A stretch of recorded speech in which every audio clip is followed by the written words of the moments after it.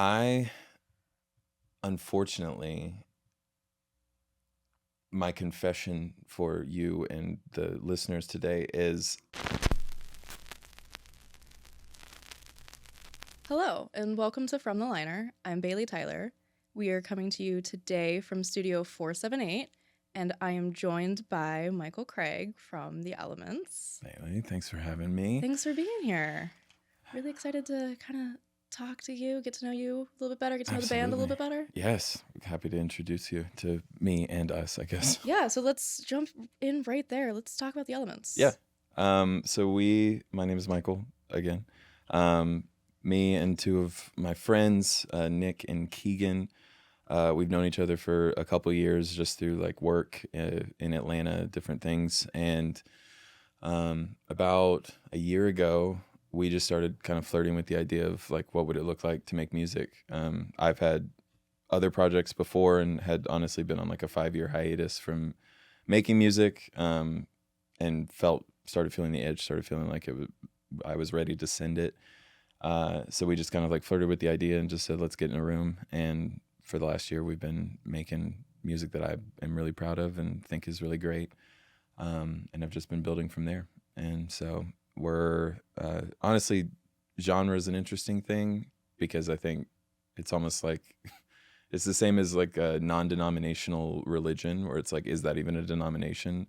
I feel like these days to be like, well, I'm indie rock, that doesn't even really mean anything. So, but if we had a genre, I would say we're indie rock. You're absolutely right. Indie, especially as a term, means nothing anymore. Right. It means so many different things. I guess it's kind of what people use to say it's not top 40. Right. But what about some inspirations? Like, who would you say, like, if you like these bands, you would like The Elements? Yeah, that's a good mix. I feel like we're kind of a mix of like 2000s stuff, like all the way from like Paramore to Fall Out Boy to more modern stuff, like the 1975. But then somewhere in the middle, there's also this kind of Southern bend with modern stuff that kind of leans more towards the pop scene, like stuff that like Role Model is doing. I feel like we're kind of all over the space and honestly still kind of figuring out what our sound is, but those are a few that I feel like we lean towards. Absolutely, which is such a great teaser to the album that we're going to talk about today, yes. Which is Notes on a Conditional Form by the 1975. But before we get into that, I do kind of want to talk to you a little bit more just about the background behind you as an artist and musician, because I know you said that you've been in other bands, and you know The Elements is quite new, still up and coming. Yeah. So let's talk about kind of when did you really fall in love with music? Was there like specific moment, kind of specific bands? Kind of let's talk about that. Yeah, for sure. I growing up, I was not musical. Honestly, I was kind of like a baseball jockey type.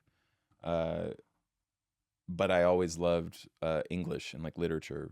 So I thought I was gonna be an author. That was my big pipe dream after baseball.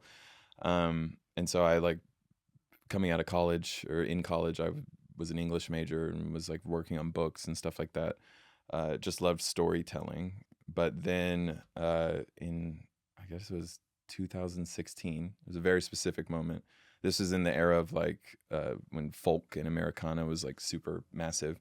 So I was in like a fedora phase, just super like leaning into that aesthetic. And I was at Music Midtown here, and I had stood all day because I loved the Lumineers, and I really wanted to see their set at Music Midtown. And so I had stood all day. I think James Bay played before them, and I had never heard of him, which is hilarious. So I saw his set and was like, who's this British guy? He's incredible. Finally made it to the Lumineers set, and I forget what song. I think that was I can't remember. I think Cleopatra had come out at that point, that record. But like halfway through their set, I just was like, I think this is the best form of storytelling. And so if storytelling was the root of like creativity for me, I just decided that that's the way that I wanted to do it. So I kind of from there almost learned musicality backwards. And so I self-taught myself on the guitar completely incorrectly, like just memorizing like, oh, when I put my fingers here, it makes this sound. it wasn't until like 5 years later that I actually like went back and learned phrasing for what music wow, is. yeah. Um, and just figured out like what I could and couldn't do with my voice and how to like stay in that pocket really well, and just started writing songs. And so yeah, I had a band called Hosea, which was super. A Spotify playlist once referred to us as Dollar Store Mumford and Sons, as they rejected our song for a playlist. So, but yeah, that was 2018, and then I didn't really write music for like 5 years. Just thought maybe it was just a chapter, and I was done with it. But I'm grateful for that because I think I've changed so much in that time, and thus we're not making like folk music. I still love folk music, but that's not what we're making now. And I think that's because of a lot of how much I've changed in the last 5 years. So that's the journey. Well, I mean, I think that's incredible. I really love. I want to talk a little bit more about just teaching yourself music, being like in that moment. Like, I don't know anything about that. Did you? Obviously, you said that you were an English major, so you knew about poetry. You kind of understood songwriting a bit, or was that still kind of? Yeah, I think I conceptually, yeah. Like I was big into write like poetry and stuff like that. I think I already had just a preset of words, and that also shows even in like music that I like. Like it could sound incredible, but if it's not saying anything, I'm probably not going to lean into it as much, which might make me like pretentious, but whatever. But I think I had like words down, and the music kind of had to catch up to that. I had a guitar and knew how to play like Hey There Delilah, also from memorized like finger placement. Yeah. Makes sense for the Fedora era. Right, as well. exactly, Like, right. That really tracks. That tracks. That was the first song I learned. But yeah, I think, I mean, it's so stupid. The Nashville number system, I didn't know it or like know musicality, so I made my own system of being able to communicate what I was playing to like the band that I was in, which is so silly, rather than just learning what is correct, being like, I think I'll just make my own probably. But yeah, no, it was just, I was probably pretty limited. Like a lot of the songs on that EP that the Hosea released are like straight in a box. Like we're playing 4 chords the whole time, and if we had a fifth, it's like woo. But it like got the job done, and it was just an outlet to write music, and more so my favorite part of it, play live. So yeah, I love the art behind live performance and the way that you can expand it to be bigger than we're just playing songs, but like creating an environment and an experience that is something that'll stick with people. I think that's always been attractive to me to make that happen. Let's talk about how you do that specifically with your own performance then. Like kind of what is it that you do to make that happen? The music's great, but like performing live is what I'm the most jazzed about. In the past, I think there's a sense of, as much as I hate a little bit the artistry side of like social media and all the like bits and gambits that we have to do, I love like building connection with people so that when you show up in the room, it's less of like a cold call and more like, oh, I feel like I know that guy. Like we have a weekly blog that is just me like brain dumping different concepts, and hopefully that it's helpful or enjoyable and not just annoying. But I love that idea that like someone that I've never met could be tapped into the diary club is what we call it, and feel like they're like on a journey conceptually with me, and then show up in a room and there's already this kind of like walls are down a little bit, and it almost feels like there's 100, 200, 500 friends gathered in a room doing something that we are all into. Let's talk a little bit more about the diary club though, because that is something that I did want to talk about. Yeah. Why do you feel, I mean, you obviously just talked a little bit about how, you feel like it's breaking down walls and allowing people more comfort, but what is it about longer form written content that you think works so well as like a companion piece to your music? I love that question. I think it gives space for depth that honestly we haven't even arrived at in the music yet.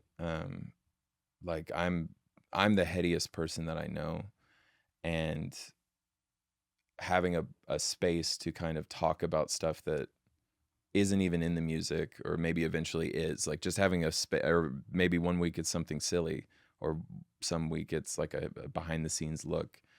There's a bit of it that kind of feels like an insider thing, but I just think it goes back to the walls, or the idea of when someone, you know, the consumer nature of music. I think what people really like or are wanting is to like know an artist or know a band. Mm-hmm. And not in a delusional way of being like, those are my best friends, but to know what is behind the music. And the only way to do that is not just to talk about the music, but if you kind of take a journey of being like, you know, I just did a 4-week ramp of trying to share different things that I'm kind of looking forward to going into the new year. I would hope that someone could like kind of see my thought process or some of the things that my brain is like wrestling with. And then when they hear like the saddest song on the EP is called Merrily Merrily. And it's like a gutting song that came from like a really hard stretch over the last 2 years for me. So when they hear that in accordance to like what they've been reading, I'm like, this now we've made this whole map of different things that we can relate to, Yeah. different things that you can plug and play instead of just hearing a song and being like, cool, that sounds good, or like, oh, that's an experience for you, but kind of bridging the gap between my experience and theirs, and kind of circling and centering around the fact that we're all like sharing this human experience. To tie it to like Matty Healy, that's very similar to kind of some of the stuff that the 1975 does. I mean, I'm a massive 1975 fan. Like, it's embarrassing like how much I'm obsessed with them. I am so excited to have this conversation. I have the box tattoo. Like, it is. You have a box tattoo? I literally have a box tattoo. I've got one.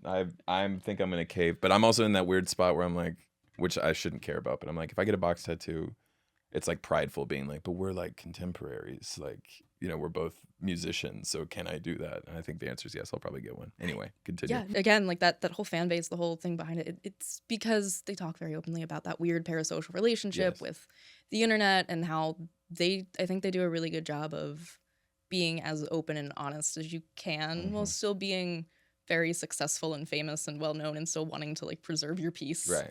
And I mean, since we're talking about the 1975, might as well go into talking about the album that we're talking about today, which is Notes on a Conditional Form. Mm-hmm. Massively underrated. Oh, I think just as a start, criminally slept on. I think it did not deserve the hate that it got. I also think that it is uncannily timely for when it came out. Absolutely, because it came out the height of the pandemic. Right. So yeah, when did you first hear it? Kind of what was your first listening experience to this album? Unfortunately, my confession for you and the listeners today is I think I've just arrived. 2020 to like 2023 for me was a very much like an identityless like void. And so I always like liked the stuff that 1975 were putting out, but it didn't really pop into this like this space where I would now say they're like my favorite band of all time, and like we draw a lot of inspiration sonically, but also just in like direction from them. But that wasn't always the case. I think like when that came out, I probably gave it a listen and was like, great, like cool band. Honestly, my journey is kind of backwards again. I guess I do everything backwards.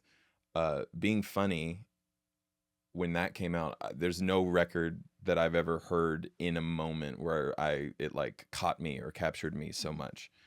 And so from Being Funny, I almost went, well, maybe I should use this and this newfound like love and adoration for them to like reassess all of the past work. And so I went back to Notes after that and was like, I feel like it was almost as if Being Funny was this puzzle piece that once it was connected, I like understood the whole thing.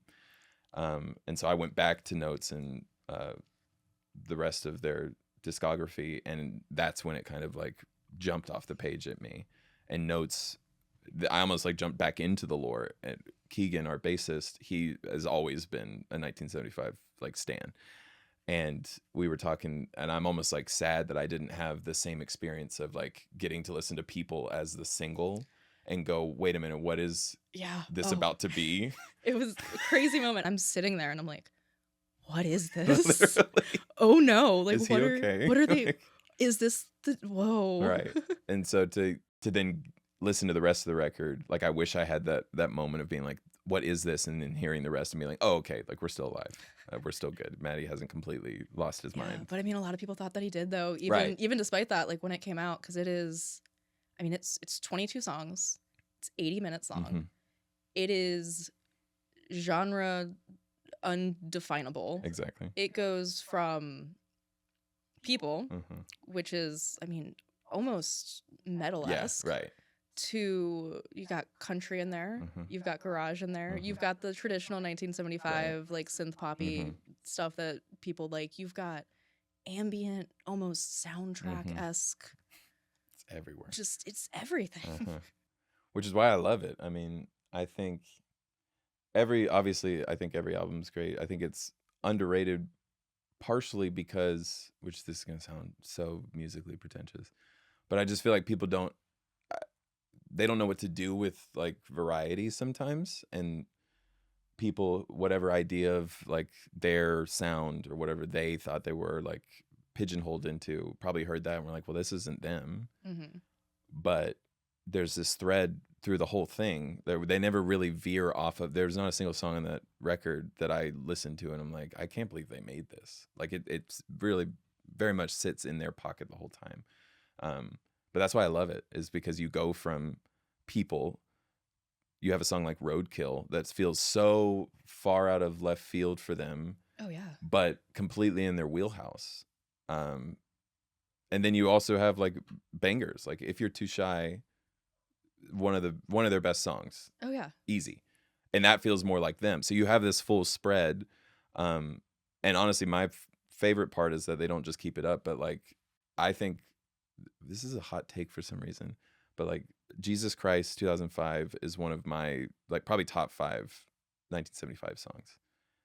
And you like, they show that ability to go back down as well. Mm-hmm. And that softer thing. And they're still making commentary with all this. It's brilliant. Let's talk about notes in particular and like songs. I know we've talked about 2005 and a little bit, but like, are there any other songs that like really honestly stick out? I think I'm also a big like nerd on like the journey of a record and like the importance Mm-hmm. of order on a record and everything. When I look at notes, 22 songs, the reason that I even picked it as like my favorite or most like the thing that inspires us the most is the journey that it takes between genre, because we're very much in a season of like trying to figure out our sound and be Mm-hmm. like, where are the boundary lines? Where do we want to stop? Because like I can always do the singer-songwriter thing. I love just me and a guitar. We could lean towards like a twangy thing. We could lean towards garage exclusively. Like we could do all these things, but I kind of like having the pocket of being able to do a bunch. And I just feel like it's full of like hot takes. Like when people name their favorite songs, like I've never heard someone be like, I love The Birthday Party. But I love The Birthday Party. Oh, that's like my favorite song on that album. Really? Yeah, that is like top 3 for me. Really? Yeah. I love that. I think honestly, I love the big stuff. Like If You're Too Shy, I think is a perfect song. One of their several. Tonight I Wish I Was Your Boy, another one that's so good for me. I think that honestly, they have obviously always had kind of like jazz influence and a bit of swing, but I feel like this is kind of where they fully, it's almost like it preceded being funny in a way that it kind of leaned more. Song like Tonight feels almost like you're in a jazz club, but it's still like synth a little bit. It almost feels like that this era led to being funny, being like full live instrumental. Which is interesting because Tonight is, I mean, it samples The Temptations. Like there's Right. a lot of samples in that song. Yeah. Mhm. Right. But then I honestly, the thing that I probably love most about the record are the moments where they come back down. Like Playing on My Mind. Like that, Yes. I think that, again, probably a top 5, top 10 song for me. But I think that song in particular, and so many of the songs on this record, kind of capture the inner dialogue of Matty. Mm-hmm. And I think that's probably what I resonate the most with him on is like most people I feel like hear a song like playing on my mind and they're like, what is he on about? I heard the first time I heard that song, I was like, I feel like he got into my head somehow. And not even with the specificity of like the questions that song is asking, but just the fact that the whole thing is just a questioning. It captures even the feel of self-doubt and kind of the vortex of constant worrying, but does it in a way that's kind of like peaceful at the same time. So yeah, I love their ability to do both. I love any band that can like start with people and have a song like playing on my mind and it not feel like we turned hard left, but it almost feels like it makes sense together somehow. It really does. I mean, especially, starting with people, it kind of, there's no other place on the album that song could ever go, and it makes sense. Like, Right. you're right in terms of just the structure of that. Mm-hmm. But playing on my mind, I mean, that it like goes back to what you were saying earlier and how you really value opening the doors and kind of letting the walls down and having your audience feel like they know you. And I mean that song definitely has that vibe. Yeah, there's a vulnerability to it that I always am interested, like just as someone who doesn't know him personally or any artist, when you share something that's kind of inner, it feels connecting. And then I wonder, like, well, the people who actually know him, like the vulnerability of music and storytelling, I think is risky, but I love it because somehow you're sharing something so personal to you and also trying to do it in a way that lands with other people, even though they don't have the same experience. Yeah, I mean, so that is right there why the 1975 and like why Matty Healy in particular is like one of my biggest creative influences, is that separation between the public persona and the private persona and how identical they feel as a consumer of his art. Like, it feels like you know him, but you also know that he's playing a character. You also know it's not him. And so where for you as an artist then, how do you blur that line? Because I know that you already mentioned that one of the songs that's going to come out in the EP is like heartbreaking and about a time in your life that was really tough. So like, how do you define the line? Is there a line? I love that question. Yeah, I love even thinking about like Matty. I love that like we as fans know that he's doing a bit or he's playing a character or he is leaning into a part of himself that matches what he's trying to say. And where people like kind of turn away from him is where they like lose that. I love I forget what podcast it was, but he was talking about the fact that like irony doesn't exist, like commentary doesn't exist anymore. And I think he's so good at that. For me, honestly, I think it's interesting. I don't know who else would agree with this as an artist. I feel I am most my authentic self when I am kind of in the seat of artist or Michael from The Elements, or like when we're working on music, or like that's where I feel most true to self. And I feel like a lot of the last year, or even really like the 5 years that I was talking about, was almost kind of bringing the self that I was existing in and my artist self like closer together. But I would say that my like artist persona is the closest thing to like me and freedom that I know. So it's not like a bit or an act for me, but it's always been, I think even back in the day, it was easier for me to like feel a little looser or be a little like publicly edgy when I was doing it from the perspective of music. And then I would kind of retreat into a version of myself that was more like quiet and not pushy or didn't want to talk about hot topic things. And I don't think that was true of me. And so now I love that there's a space that like brings my worlds together and actually more aligns myself to who I actually believe myself to be. I am like heady and thought provoking and honestly provocative in a lot of spaces that I'm in. And I love that it's not just a bit that we're like pushing towards in the music, but that feels authentic to who we actually are as people.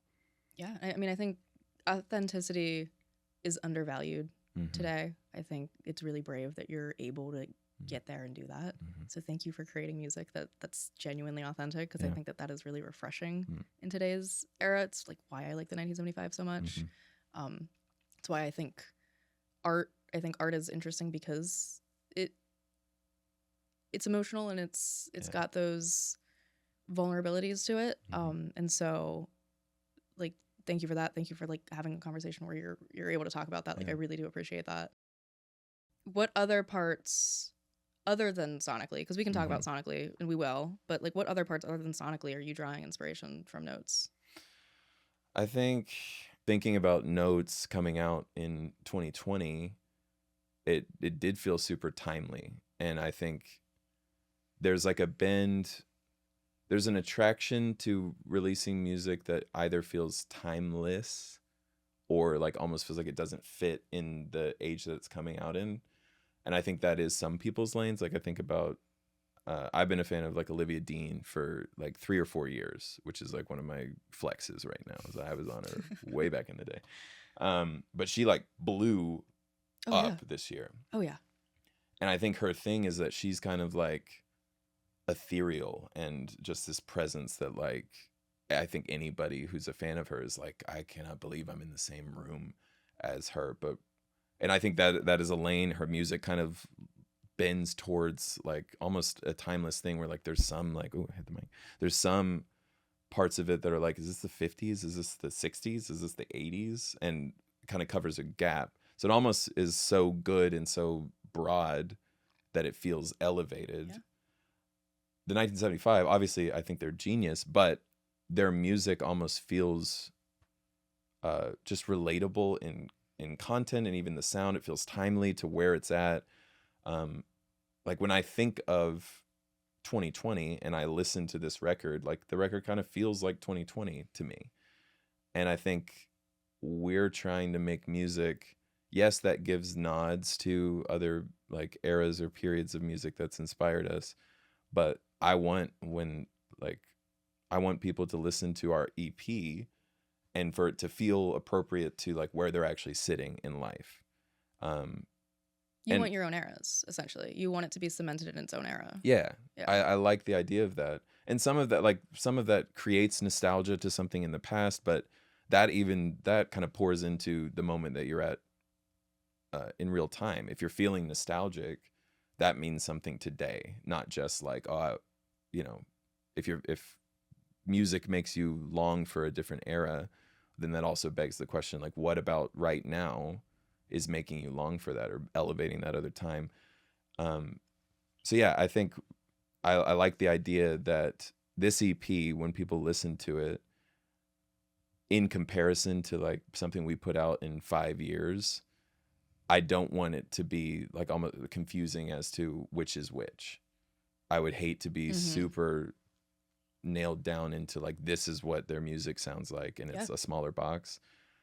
Hopefully you hear growth, you hear change, you hear exploration in sound. And I think to tie it back to 1975, that is so true of every one of their records. And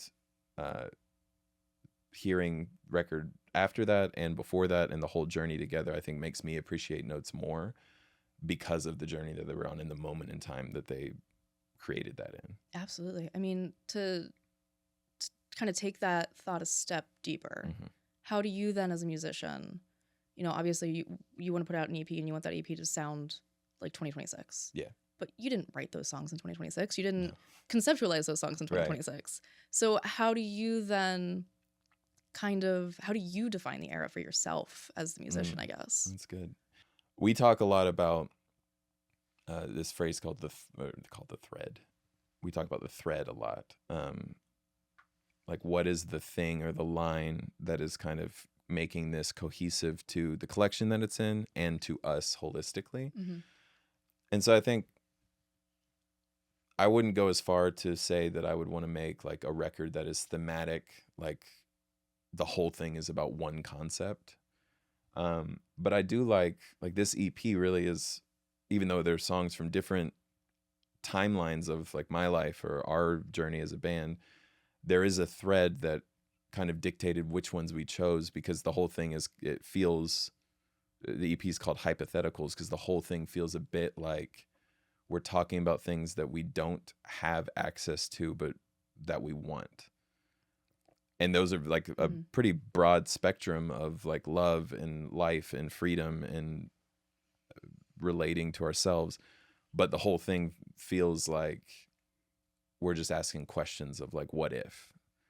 And I think it's just about like defining what is the box that it sits in and just making sure that it does. It kind of goes back to what you were saying about how you started as like literature and wanting to write novels and stuff, because that really, I mean, obviously sonically this is kind of when people think music, lyrics sonically, but to have like such a holistic theme running through and to have, you know, the first EP be about open-ended questions, really it allows you like, so you have potential to go in so many different directions from there then. Like it kind of it's a smart way of doing it. Oh, thank you. That I don't know if that was intentional, but even as you say that, like this EP feels like a cliffhanger at the end of the first season, where it's like, I hope people hear it and are like, where are they going to go next? Obviously that's like anticipation as an artist. You want somebody to immediately go, well, like what's the next thing?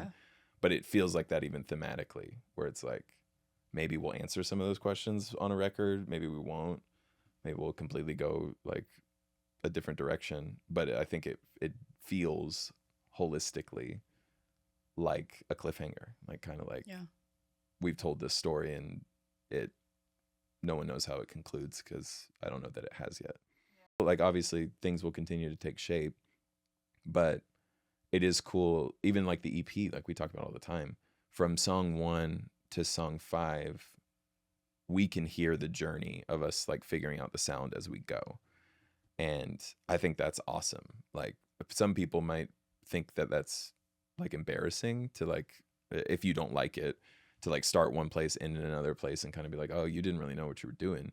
But I think that's the fun of it, is that we're still very much in the space of being like, what do we want to be, and what sound not is the ideal sound or like the sound that we want to create, but what is the sound that is us. We're still very much in the middle of figuring all that out, and I love that. Art is meant to be consumed and understood differently and interpreted individually by people. Like the second that you say that this is this, it loses that. Right. I don't know. It's no longer personal to you as the consumer. It becomes the artist's own entity, which is like, that's cool, but like, isn't the point to share? No one's gonna grab that, and they're not gonna feel like they can resonate or like be a part of the thing. And they're also not gonna feel the freedom to like, draw their own conclusions, whether that's sonically or lyrically or whatever. Like I want people to have the freedom to dislike me. I want to be so like, authentic or not heavy-handed, but like just clear or transparent, that people can go, yeah, I think that's a little too much for me. I would rather that than being like taking steps back to be more palatable. Yeah, I mean, it keeps you authentic. Right. It allows. It's also hard to do, so I commend you for even being able to say that out loud. Like I am, even doing these interviews, I'm horrified about what perceptions get, because obviously not everyone's gonna like me. I don't need everyone to like me, but it's still, when you're putting yourself out there, it's horrifying. Oh yeah, and I'm not like above that for sure, but I think I've touched on it, but like so much for me of the last like 5 years has been caught up in being like, how do I kind of shrink myself to be the most digestible for the people around me? And I think that kind of kept me away from music for a long time, because I was kind of like, with the background that I have and the community that I'm in, like if I start singing or writing about these really hard things, how is that going to land with people? What are they going to think? And I just think I've made it to a place where I don't think there's space for anything but just being yourself. And I'd rather 10 people not be able to get down with that and gain the 2 that are, than like pick up 6 people that appreciate a non-true version of myself, because then I haven't really gained anything. But it is scary. Like I can play big bad wolf and be like, I don't care what anybody thinks, but I don't think that's true of anybody. Yeah, no, I mean there's a vulnerability especially like staring at a camera. Like it's vulnerable, Right. and it's to put yourself out, especially creatively, when there's already so much of you in that. Yeah. Right. Which goes back to the thing of like, yeah, it would be easy for me to be like eccentric on camera or on stage, but be able to go, but that's not actually me. So y'all hold space between that. But I like the challenge of being like, there is no, I don't want space in between. Mm-hmm. And if that lessens my eccentricness, then cool. If it heightens it, then amazing. Preferred probably that way. Yeah. But yeah, I don't want the like safety valve of being able to say like, oh, this is just a persona, or this is just something that I'm putting on, because I've done a lot of putting on over the years, and I think I'm tired of it. Yeah. Is there anything else in particular that you want to talk about this album with the elements? I think when I told the boys that I was going to be talking about the 1975, they were like, oh man, because one of our like key rules has been we can't just be the 1975, which is funny. Matty on their live record, I think it was the Manchester one, he goes on this bit about like, I love the idea that people could come to our show and then want to go make a band. Like, do that. We need more of that. But we don't need like replication. So like, we're not trying to, we draw so much inspiration from them and other bands and artists. And we're never trying to be them. It's a fine line between like drawing inspiration and like there's this one song that was going to be on the EP that we loved. It was going to be the softer song. Started writing it, loved the concept of it, and we got like 2 sessions into it, and I was just like, hey guys, this is when we are together. Like, that's what I just did that. And then once I said that, they were like, yeah, it is. And that's I think as long as you're checking that, it's cool. Like, I wish that everyone just existed in a vacuum and there was an overlap of like inspiration. But then I think, what would we be writing about if the point of us making music was just like, they're almost like original thought almost doesn't exist anymore in a way that is like, okay, like it's hard. There's only 7 major chords that you can play in a key. So it's like, there's gonna be some overlap, but I think as long as you're safeguarding that. So we try to do that because they were like, oh, you're talking about the 1975, just make sure that people know that we're not just like the Atlanta, Georgia dollar store version of the 1975. Yeah. But even that, I'd be honored with that title. Yeah. I mean, the 3 songs that I've heard so far, they're definitely influenced, right. But I wouldn't go as far to say that they're copies. Totally, no. They have their own individuality, they have their own persona, and I think it's more impressive that you're aware and like hyper aware of that distance than if you were just like, yeah, I'm just trying to copy them. Right. Identity is knowing what you don't want to do or what you don't want to lean into. So yeah, I think that process is part of it. And just, yeah, I love being aware of influence in a way of safeguarding it, but also knowing that like Matty Healy smokes cigarettes and I do too, but I don't call that copying, you know? Exactly. I mean, is it the same brand of cigarettes? Like, because then you might have a problem. Right. Well, there was a period where I definitely have purchased like Camel Blues because he likes Camel Blues, but that was just to try them. Yeah, no, of course. There's definitely been moments where I have, read books that he's talked about liking, not because I wanted to be like him, but because I was just like, oh no, it's probably just going to be a good book, right? Exactly. Yeah. I'm not. Yeah, exactly. I'm not that big of a fan. I'm not that crazy. No. No way. Just wanted to have something to talk to him about if I ever run into him. Yeah, because that didn't all seem cool. Right, it's not about the music, it's about something else. Exactly. You get it. All right, well, what's next for the Elements? Well, we just released our debut EP, which is super exciting. We've been working on it. It's a collection of the 3 songs that we released as singles, and then 2 ones that no one's heard. But that came out on March 16th, and we're looking to just honestly start playing live more in Atlanta. Our connections to like venues in Atlanta are pretty good, and it's like a fine line between like oversaturating and becoming like a bar band just for rep's sake, but we also just love playing live. So I think this year is a lot of playing live, trying to get into the rhythm of the Atlanta scene and seeing where that expands to. But then also realizing that if we do this well, then this EP will lead to people being like, okay, so we want more of that. So I would say at this current juncture, I'm not 100% confident, but I think if we released a full-length record within a year from this EP, I would not be shocked. In fact, if we don't, I'll be a little disappointed. Hell yeah. Well, one last question for you. Mm-hmm. If the 1975 could cover one of your songs, which song would you like them to cover? That is such a fun question. Oh, that's so tough. I think I would love a like Matty's rendition of Merrily Merrily. Whether he like made it bigger or like stayed in like the soft pocket that it's in, I think that would land well. The other three songs that are a little more rock and roll, I honestly would probably be insecure about them covering because I can't imagine how much better they would be than our version of it. And I'd be like, great, well, I can never play these songs again.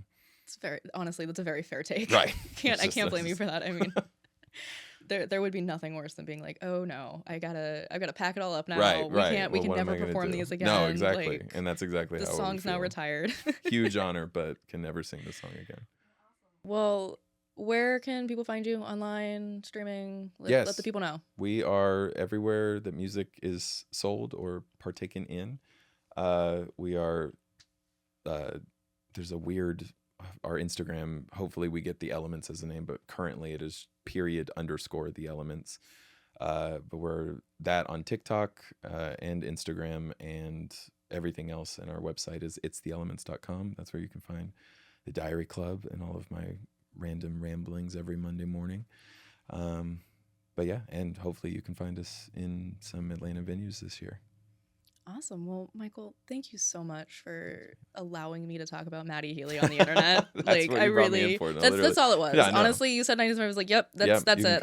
We don't even have to talk about the Exactly, elements. right. Like, this is great. You can go home now. I was excited about that same opportunity, so you're welcome. Yes. No, but seriously, thank you. I am very much looking forward to seeing you live, especially after the conversation of kind of what you have in store. Yeah.